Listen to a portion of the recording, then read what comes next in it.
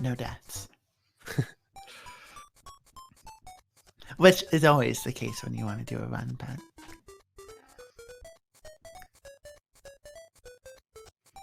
Yes, the deathless run is ideal. Oh, look at that! It's almost perfectly synced by itself. And here we go. Samurai and Josh taking off in the intro stage here, getting a few corner boosts. I believe we got some corner boosts there with two really different palettes here. The one on the left is the Game Boy Color palette, and the one on the right looks like a standard Super Game Boy palette. And, ooh, nice super jumps from both sides there. That's a very fun jump to make. It happens several times in the run. So they both stomp some Goombas to add up the kills. Looks like Samurai is actually 1 kill short here compared to Josh. Kill counts can range quite a bit throughout the run, as both runners safely make it through intro, and head on to the tree zone.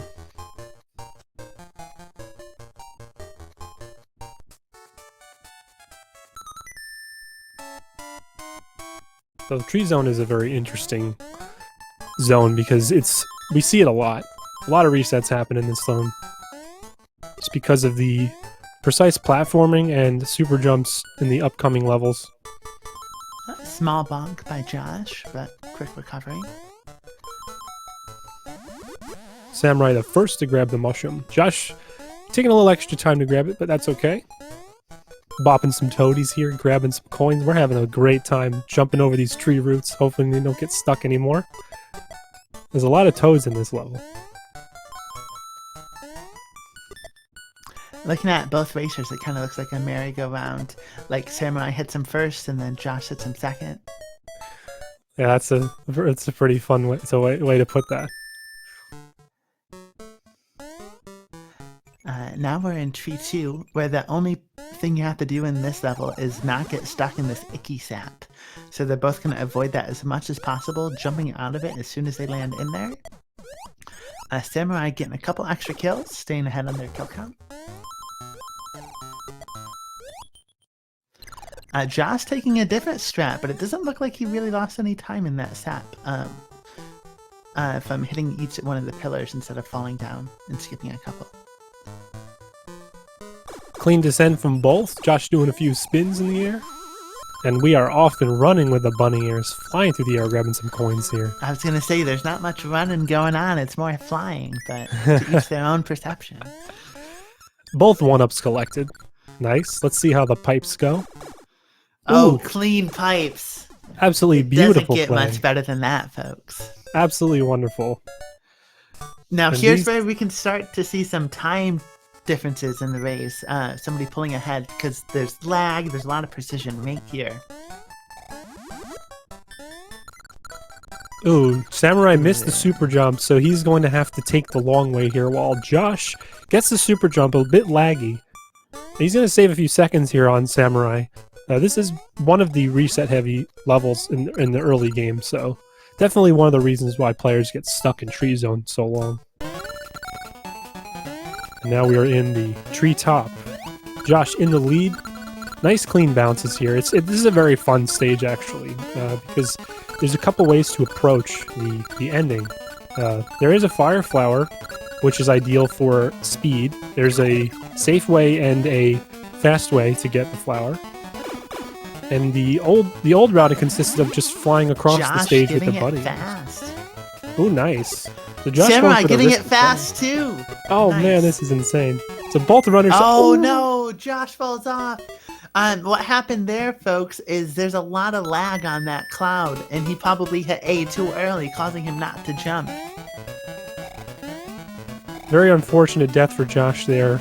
It's going to cost some time because he did not get the checkpoint bell, which normally you wouldn't get because it's on the bottom section of the route, and in a race you definitely don't want to go down there. And unfortunately, Josh takes a second death, so this is going to be a very strong comeback from his side if he is able to pull through this. But both runners here are very good, and we never know what's going to happen here. Josh had this happen to him on his first race, so I think he's more familiar with what he needs to do here.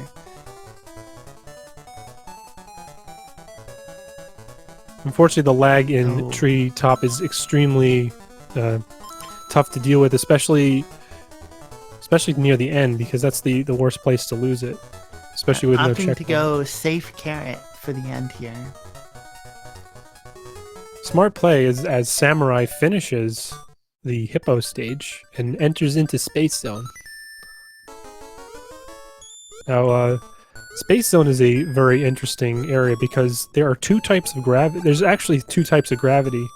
And one is, the first one you see here in Space 1 allows you to float in the air, but it's actually slower than just walking on the ground. And in Space 2, you don't even have... You can just float all the way up to the ceiling and just dodge some stars along the way, as you'll see coming up soon here. Josh grabbing coin number 1. And Samurai takes damage there, but it's no big deal. It just means he's going to lose a couple tenths of seconds. Josh entering the bubble, making his way across the sky as Samurai with a 640 Space 1. That's a very solid in-game time for that level. And now here we are, the Star Maze, with almost everyone's favorite song. Yeah, big caveat with almost. I have to say almost because there's a few people who prefer another song just a little bit more, but I still love all the songs in this game. I think Octavia knows the song that I like more, but the Star Maze does have a very nice theme. But we definitely hear more of it because it's an auto-scroller. Josh playing Space 1 with ears, which is a little different than playing it with Fireflower, but it looks like he's making the accommodating jump so he doesn't take damage too early. He did that very well for it being a slightly different route. Yeah, the bunny ears in Space 1 actually are still fairly useful. It is a bit slower because you do have to spend more time in the air, but it is nonetheless a good backup, especially if you're in a race coming out of Tree Zone without fire. Chubaloo with the call out for Kratos' favorite track of this whole game. Shoutouts to Chubaloo.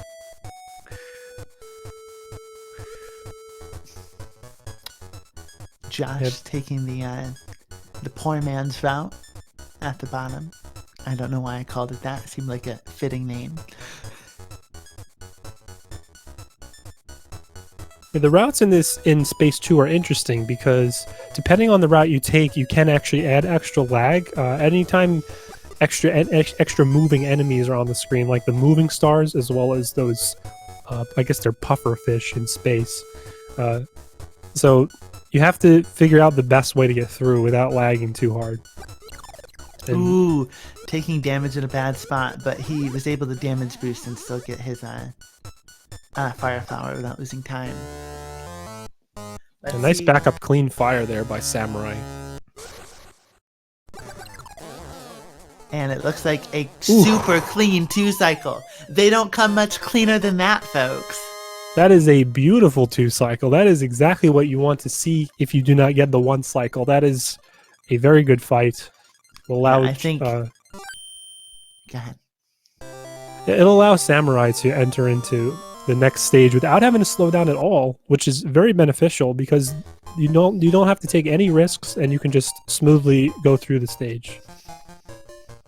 Yeah, and it looks like that's exactly what he intended to do. 2 shots, stomp, and sound.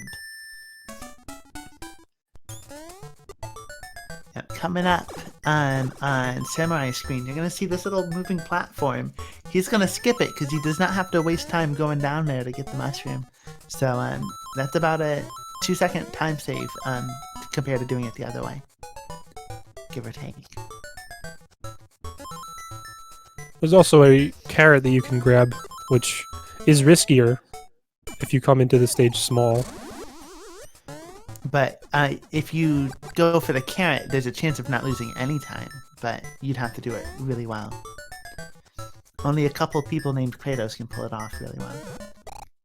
Oh no! Ooh. Samurai taking a death in Macro 1, evening it out. Ooh, just like that. And now Samurai is going to have to either go for the carrot or the mushroom. I would imagine he's going to go for the safe mushroom here to not lose any more time. Which Josh actually just had a very solid kill on Katanga. He also had a clean 2 cycles, so he's right back in this. Is he did he end big or small? He ended with Super Mario with a 425, so he finished the fight just as cleanly as Samurai, so this race is very close still. And this is an example of what can happen in a race. Anytime a player dies, it really gives the other player a huge advantage because deaths in this game are pretty costly, especially when they happen very late in the stage. Samurai correcting his mistake, taking the same route, but doing it just as intended. Oh, and he gets breaking an entry. Josh did something very similar. Both players losing a life in Macro 1. That spreads the gap a little bit more in this race. We're actually back to where we were before this stage, so this is exciting. And looks like Josh is actually gonna go for the carrot, so you get a chance to see the backup carrot now instead. Oh nope, just missed it. No, he tried to wait on the edge. Ooh, Josh's nerve seems to be getting at him. In that scenario, the smarter move would have been to go backwards and despawn the platform so it spawns in a faster place than to wait on it. Looks like Josh is going to attempt once again to go for the carrot, looking for some redemption here. So he's going to have to wait here. Samurai taking advantage of the situation. It has a huge lead now as he makes his way through the macro auto-scroller.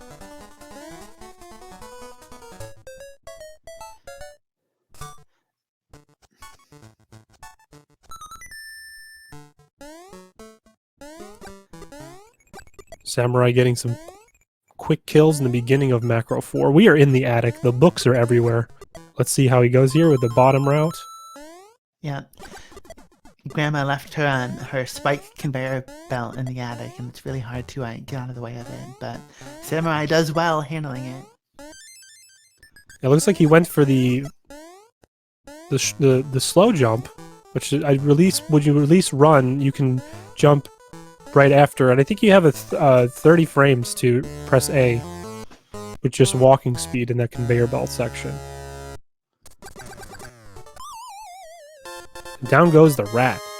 Samurai quickly disposing of the rat and leaving the giant house. So we head on to Pumpkin Zone. Grandma's house is safe once again.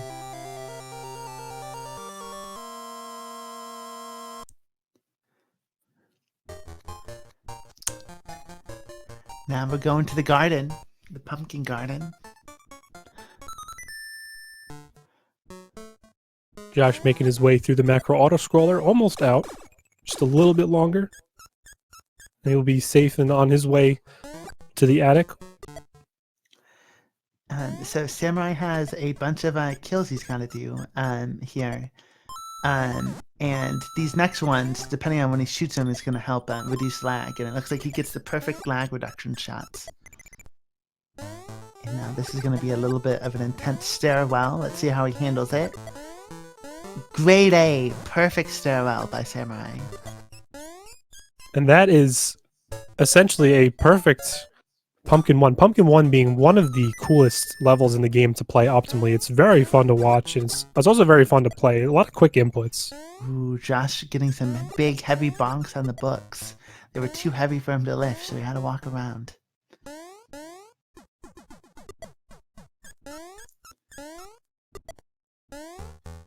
Nice clean recovery for Josh as he makes his way towards the rat. Ooh, gets a really tight kill on both the Goombas in the air. That's not something you see every day. Little bong from Samurai on the pipe. Ooh, Got lucky with that Boo starting to move in that second pipe, or else he could have taken damage there. The Boos can get really close, and sometimes it looks like you're going to hit them. The second Boo especially can get right up to the ground where Mario runs across, but gets through safely. There's a couple times where you can even intentionally hit a Boo and not take any damage, and we might happen to see that in a Pumpkin 4. I had to think of which zone it was. And Pumpkin 3 is the level that has my favorite song personally. Josh making quick work of the Jasons. There's a lot of Jasons. I'm gonna see a few more Jasons. Nice safe strat by Samurai getting through the Piranha Plant section. Josh has a strong Pumpkin one as well. Samurai taking some damage there at the end of the spike section in Pumpkin 3, so he's going to lose a little bit of time, just a little bit, with the carrot grab. Unfortunately, you can't get any power-ups until the carrot, but you won't have to deal with lag, so it won't be too bad of a time loss here.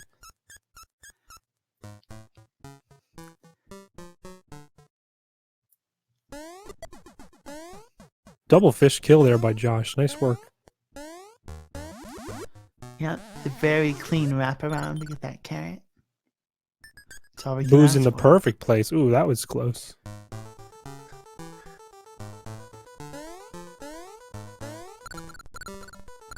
Let's see how good the witch fight goes here. The witch can be quite a pain because it's RNG based, and the witch likes to switch sides. Sometimes, if she's nice, she'll stay on the same side that you're anticipating. So we'll see what Samurai goes for.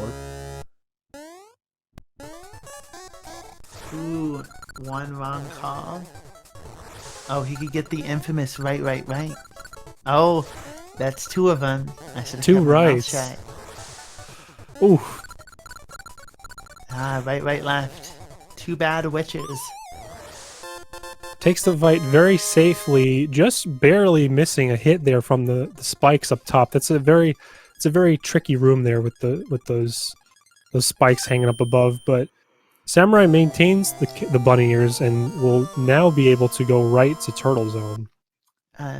Josh looking to land on that top platform to walk off of it, just barely misses it, losing its fire flower. But he's not going to lose any time from that unless he takes damage in this next level.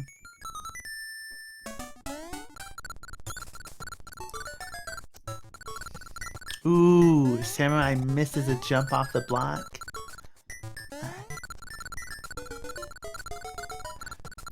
This is one level you do not want to lose your power-up in on Samurai's side. Swimming through this level is 3 times as long as flying through it, so that's the importance of this witch fight and keeping your bunny ears.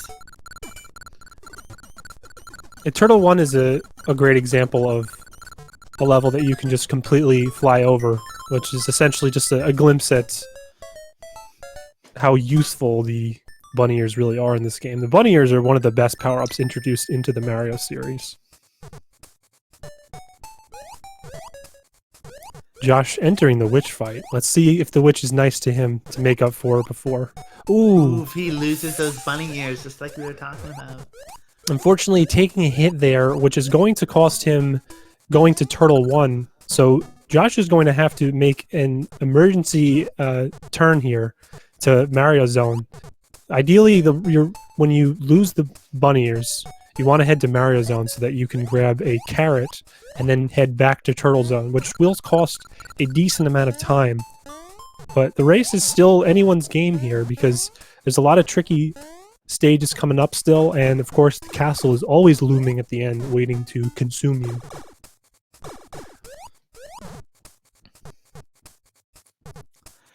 So there's 2 carrots he can grab. There's one coming up once he gets to the top of here. Not having luck with the super jump. Keeps going for it. Gets it on the 5th try. But in this next room, coming up, there's a carrot that he can grab, and he can either keep that or get a carrot at the end as well. to bring to Turtle 1. Yeah, the carrot in Mario 1 is... The first carrot is definitely the best carrot to hold on to because you can just fly across the room and just safely get onto the higher platform without having to jump onto it. Just as he does. Samurai getting through Turtle 2 here. Makes his way into Turtle 3. Ooh, he's moving pretty fast through this level. Oh no. He went for the invincibility frames and took damage. Then almost losing his life to that Goomba, but he keeps it together. Now he's got to go for a backup Fire Flower, which is a little bit harder and a lot slower to get. Avoiding these sharp rib cages very well. Unfortunately, in Turtle 3, the power-ups are very limited, only giving you a carrot and then 2 mushrooms, so you only have one chance to really get your fire back if you get hit once. So it's a very scary stage, and when you're on good pace, it's extremely nerve-wracking to play because any small mistake can cost you a run.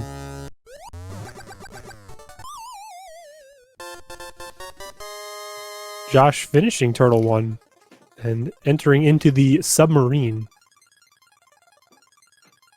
Let's see how the swim speeds treat him. We actually missed out on this talking about swim speeds, but essentially you want to get fast swim because it will save you time, and unfortunately you don't have control over that unless you touch down on ground and readjust. You can actually play the coin flip, and if you do land and jump off of the ground again while underwater, you do have an opportunity to get good RNG and allow yourself to swim quicker. And it only affects your horizontal speed.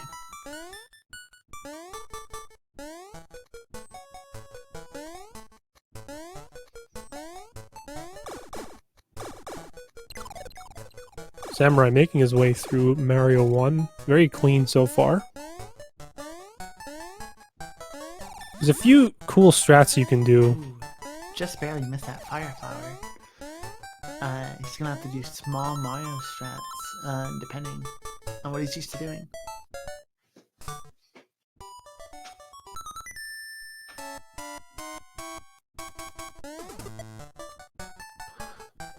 The kill counts for both runners are pretty close. Samurai actually has a very strong kill count. It looks like he's going to be at the ideal number here. Now he's going to have to play this area small now, so this is going to be a bit tough. Let's see how he does here. This is the scariest part of the stage right here. Takes it a little safe. Yeah, that bonk is definitely worth it over dying, so I'd rather have a second bonk than a 40-second reset. Over on Josh's side, very clean. Able to get the damage boost and grab the Fire Flower. Making his way towards the boss. So Josh is actually making up some decent time here in Turtle 3. He already has Mario 1 out of the way, but Samurai has a decent lead here as he makes his way cleanly across the beginning of Mario 3, which I think is one of the most fun levels in this entire game, actually, from just the aesthetic to the conveyor belts, and just it's just a very fun level.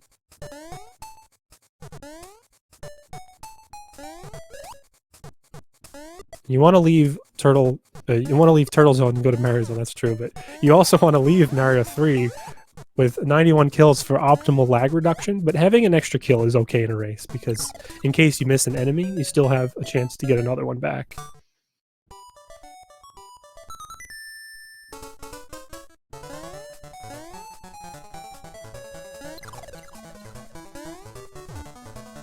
Samurai takes damage at the beginning of Mario 4. That's unfortunate because he's going to have to take a little extra time to grab the mushroom coming up.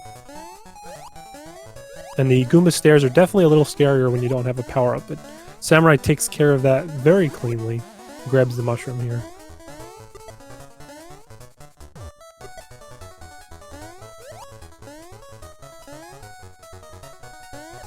And Josh here grabbing the carrot.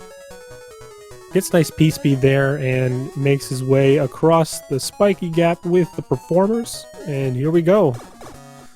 Mario 4 for both runners. Actually, no, Mario 3, sorry, for Josh. Samurai entering the pig fight here. Samurai playing Pig 1 safe. But better to do that and then take an early death. Yeah, very smart strats on his part there. Josh taking damage. Yeah, he's gonna Mario have to 3. make some good jumps. Oh, he was ready for him. He's gonna lose a little bit of time getting a mushroom to make this next jump safe.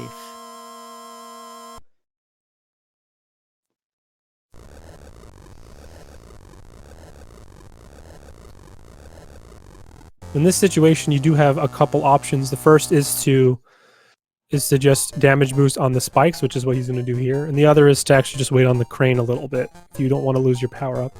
Because playing the beginning of Mario 4 small is a bit tricky. There is a third option, which is jumping out of the crane, which is a frame perfect jump, and you can be able to skip over that at small Mario.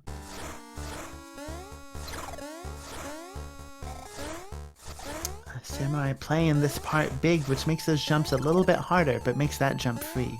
So that was a good performance by Samurai in the castle. The castle does have some very interesting race strats, if you will. I don't like to say safe because there really is no safe strat in the castle, but you can take the first room slowly and damage boost like you saw Samurai do, which is very helpful, especially if you don't want to... Ooh. Does the jump perfectly, but backs up a little bit on the platform. Meanwhile, Josh having good pigs and able to gain a little bit more time towards Samurai. But Samurai is going to really have to do the castle slow to give Josh a chance.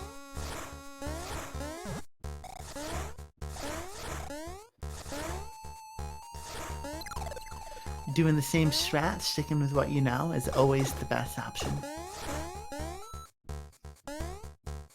Coin number 6 obtained for Josh. And we are in the final stretch of the game here. Now, something interesting about this propeller room is in this section coming up right here, there's actually two fast strats that you can take.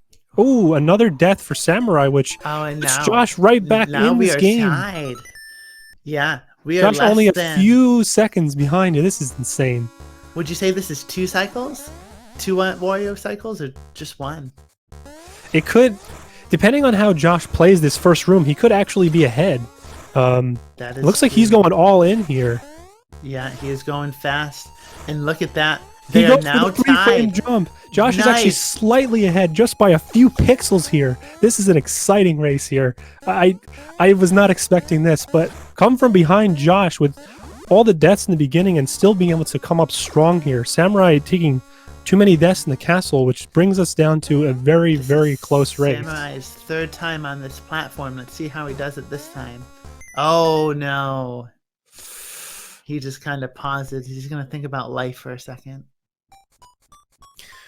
Once again, the castle claiming a runner, and unfortunately, because of the length of the castle and the lack of checkpoints, you do not have much time to actually make up here, so any death in the castle is very costly, especially the further in you go, as we saw in the last race.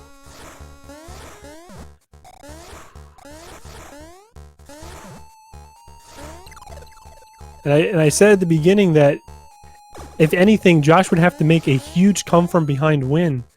Come from behind pace to get this win here, and it looks like he has a very good chance here to pull ahead here.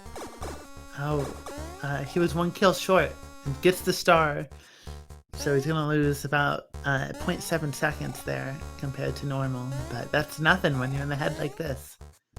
In the head, Wario fight, here we go.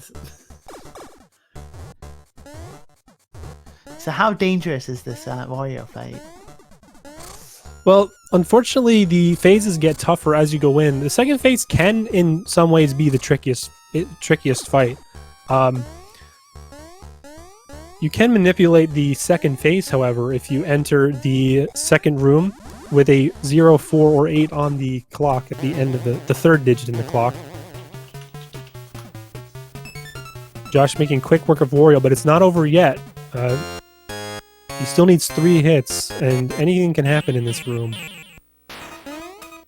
1, 2, and 3. Josh, from behind, from a minute and a half behind, makes his way, give or take. GG to Josh. That was an incredible play there. That is probably the furthest pace that someone has been behind in this tournament so far and has come back to win. So, congratulations to Josh on that victory. Samurai entering into phase 2 of Wario. Gets the room manipulation, very strong play off the statue. Taking it safe because if you take damage again, it's a little bit costly to have to grab the power up here. And let's see. 1, 2, 3. So there's Samurai with the second place finish. GG. Hello. It looks like we got Josh in the chat. Sweet. I don't know how to feel about that one.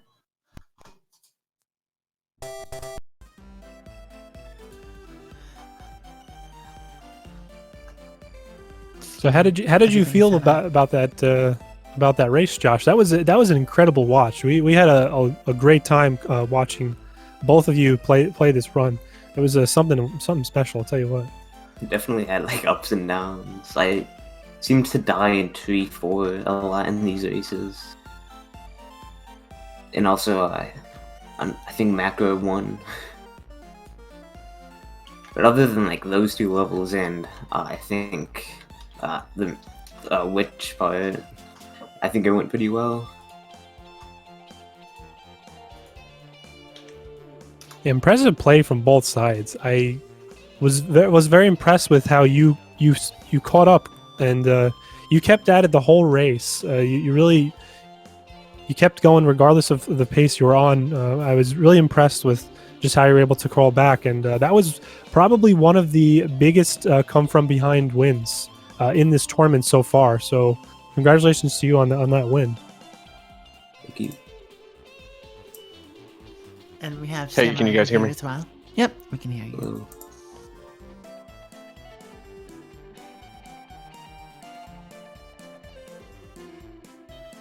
Welcome in, Samurai. Hey.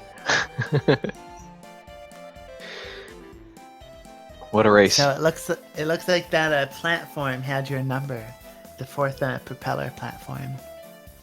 Yeah, I mean, you can't die 3 or 4 times in the castle and win a race. I mean, I had a pretty good run other than the death in Macro 1. I thought it was a decent run. Had a few hiccups here and there, but that castle just killed it for me.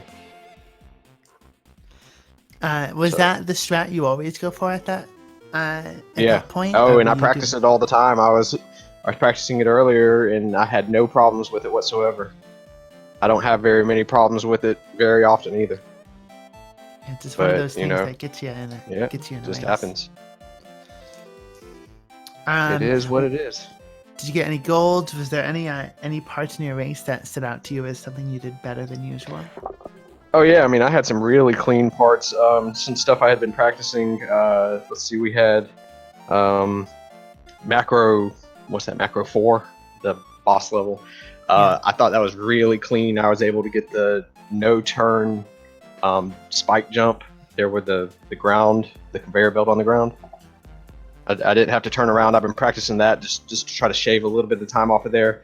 Didn't have any hiccups in that level whatsoever, and I even got the walk forward strat on the rat. So I thought that was a really clean level. Mario 1, I was able to get the super jump right off the bat, that first part. So it was pretty smooth sailing through that area as well. I knew that after I missed the tree left super jump, that I was just like, okay, I've got to go for the fast fire in treetop, and luckily I was able to get it without dying. So I was hoping that I'd have a smooth run, but you know, castle is what castle is. Yeah, both of you had a really good fast fire grab, but the lag on the last cloud is what got Josh. he either jumped too far, or when he landed on it, he buffered A too early, and the input didn't register. Yeah, that definitely tends to happen sometimes. That lag there is a beast. That's why in a race setting, I prefer to not go for the fast fire. But when you're trying to go fast, I had to make up some time somewhere because of that failed super jump and the tree left. I always told myself not to go for the fire, and then end up going for it anyways. Yeah. I literally was debating whether or not to go for the fast fire all the way up to the last second. I mean, it was either a matter of running into the bird to get the fire or fly over him and keep the bunny ears. I was like standing on the ground in front of him, and I was like, what do I do? What do I do? I thought it was very interesting. Both of you went for fast fire in treetop, and both of you got a 2-cycle to Tanga. So there was a few sections in the game where we played very similarly, and it was really cool to see how you both played differently, but you also had some very similar strats at times on the run. So very fun to watch, and the boss fights as well were very interesting too. Yeah, I was happy that I was able to save Pumpkin 3. I thought I was in trouble there after I took that second hit on that, what is that, the enemy, the little space thing, whatever, underneath the spike, the one that you normally can run through. I took damage against him, and I was like, oh no, I'm Little Mario, this isn't going to be good. I was actually going to try to go for the full nasty, but unfortunately I didn't have a power up to do it, so I've been practicing the full nasty as well. I've been able to hit it pretty decently in practice. But oh well, it happens. I got hit. It's a good race. Well, I'm also upset I got hit at the end of Pumpkin 4 because I had a really clean Turtle 2 and 3. Like, they could have been golds. I had to skip those splits. Oh yeah, you played Turtle Zone really well, Josh. You caught up nicely at the end there.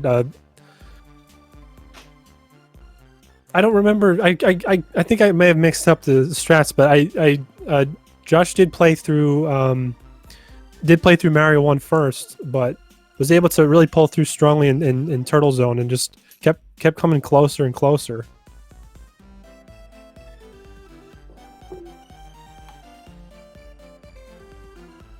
Yeah, Mario Zone slowed me down just a little bit. I think I definitely lost a little bit of time, especially on what's that, Mario 4. I jumped straight to a spike ball. I don't know what I was thinking, but that made me have to do half the level of Small Mario.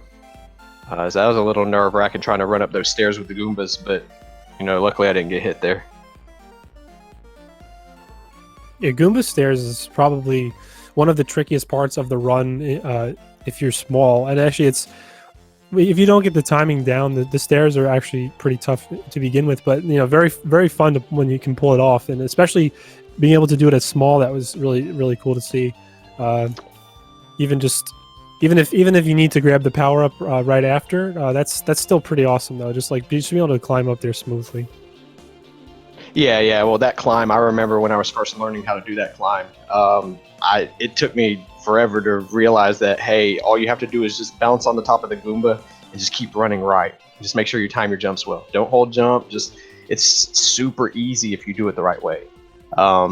But I remember it's actually, like you said, it is kind of a tricky strat, but once you get it, it's normally pretty consistent. I think it looks really cool. Like, it's a really smooth looking strat when you're doing it.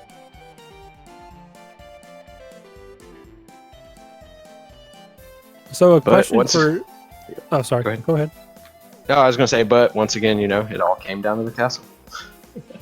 Yeah, castle has proven to be quite difficult, especially tonight with this race, the previous race. Castle was just really brutal. I was going to ask Josh, how did you feel about your castle, when you went in, because that was really just a clutch moment for you, just being able to just pull through that castle. It was at that point it was really close because Samurai had fallen off the propeller room platforms a couple times, so you were essentially in the same part of the castle and actually pulled ahead right in the first floor. So how did you feel about your castle? I died on the same propeller 3 times. I had no Go ahead, idea like Josh. where I was in like proportion to samurai, so I just kind of decided I should just go all out, and I didn't even notice I had 98 kills honestly, so I was gonna go for like a 70. Yeah, I actually didn't even notice the 98 kills myself. You handled the face room very cleanly. I mean, you went in the second face room. It was cool how you just you hit the second face and then grabbed the star and just fell right through the first face and just kept going through. So that was a very smooth, clean backup strat there, not having the 99 kills. So good job on that.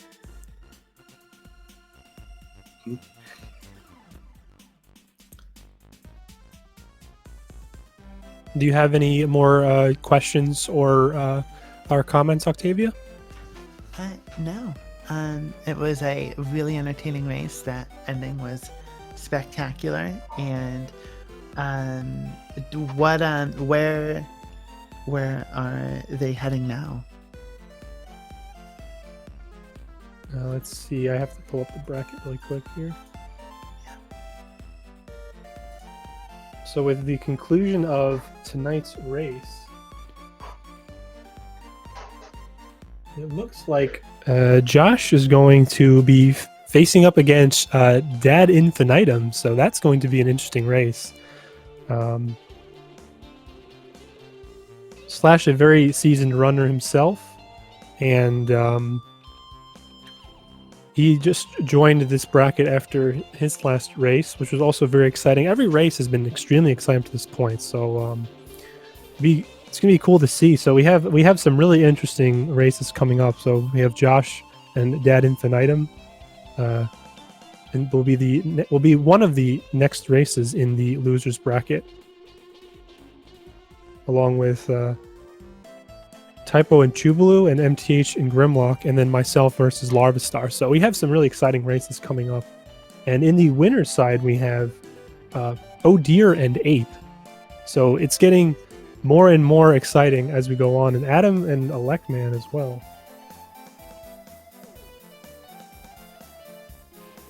So any final thoughts on tonight before we wrap up?